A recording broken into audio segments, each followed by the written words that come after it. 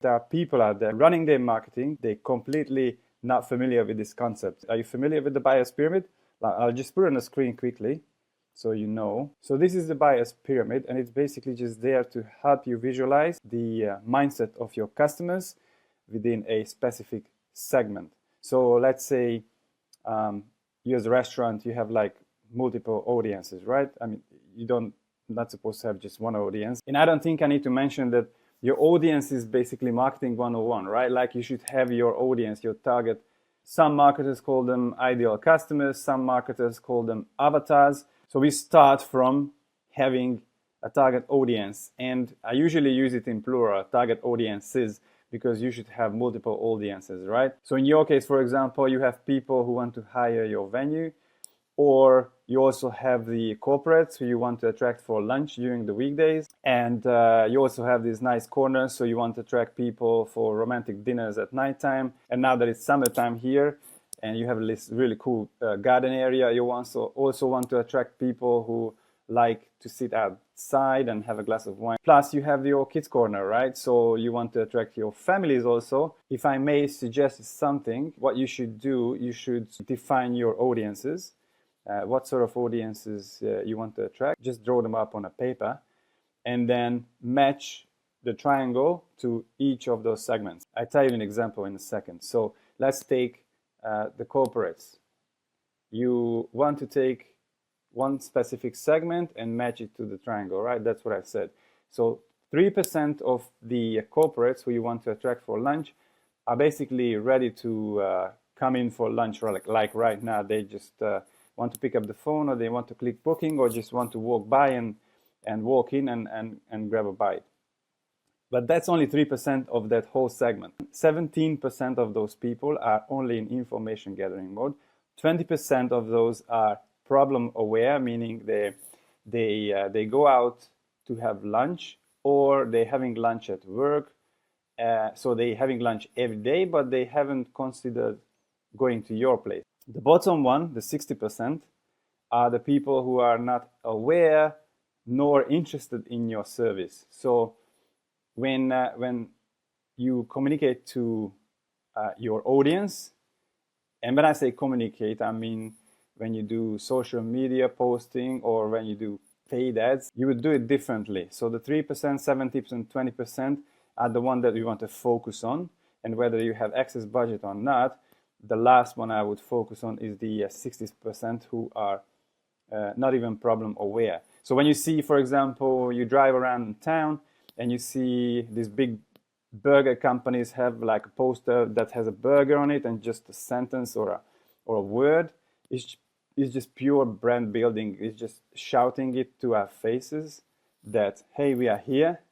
So that's the 60%. Now, if you have money to do that, you're more than welcome. But I would focus on the top 3 layers. So just going back for a second, so you take, in this case, corporate, just for example, 3% are ready to buy. So you want to send out paid ads and posts that tells people that, hey, you can come here, you can walk in, you can book now. Then you would create a strategy for how you would approach the 17% who are information gathering more. So those are the people who are looking. So you want to send them posts where you just tell them that, hey, this is what we offer.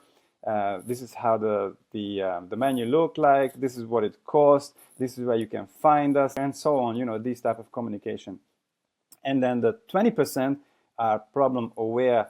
Those are the people who are having lunch, but they haven't thought of you before. So these are the people that need some sort of education. So this is the content that marketers say you need to create value, you need to educate them, you need to give them information. So those are the posts and paid ads that you need to create along these lines. So that's basically in a nutshell. And then when you're done with that, you create your next segment, you pick your families, then you do the same idea. Then you pick your romantic couples, and you do the same idea. You need to make sure, because I know it actually involves a lot of planning, a lot of structuring, but you need to prioritize and work your way down from top to bottom, from the most important to the least important. That's where you start. You draw up you plan your target audiences. And when you have these target audiences, you prioritize it. So you put them in order of importance. So which is the most important that I want to attract or communicate to first. Now, and here there's a distinction whether I want to go to paid ads route or social media posting route. Because with paid ads, you want to be more strategic. It depends on your budget and time, but you want to start sending out paid ads to a specific audience first, right? But if you're talking about social media strategy, when you have your target audience list and you measure each of them to the triangle as we discussed before, you can use this list to create your content marketing strategy and keep your posts varied and plan your posts according to that. I wanted to show you just in my case how I use this methodology. So here's the triangle that I showed you before, and on this whiteboard you can see the way I planned my paid campaign. In this case, it's a paid campaign. So I'm advertising my checklist, which is a Google Business checklist that I sell for hospitality owners for $37. It's an optimization checklist for Google Business Profile that helps them. If you can do that on a weekend, and it helps you to boost your Google Business Profile in terms of SEO. So here you have the 3%, 17 and 20%. I don't focus on the 60%. That means the 3% has like some advertisement ideas, the 17% has some ideas, and the 20%. And I just draft up ideas here that I can work later on in detail how the actual advertisement should look like. And for example, if I look at the 3% has like an objective. So what's the objective of the 3%, which means the people who are ready to buy? The objective is sales and conversion. What's the objective of the 17%? So these are people that are looking, thinking of buying. So the objective there is traffic. I want them to visit my landing page. And 20% is the people who need some education. The content that I mentioned before, I want them to engage with my content initially. So this is a really cool table that I lined up. So you have objective, mindset, language, what platform am I advertising on? So this is for Meta.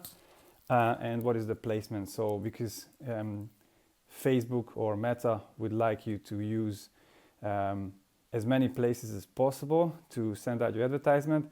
Obviously, they are profit-based company, so you know you're gonna go through your budget much faster, much quicker. So I specify what placements I want. For example, when I'm talking about buying, I'd like people to go to the feeds, which they can use to make a purchase. So I include this table for you to use somewhere around this video. There will be a link where you can access or download your own copy. It will be a Google sheet that you can download. Okay, so I hope this helps. You have a great day.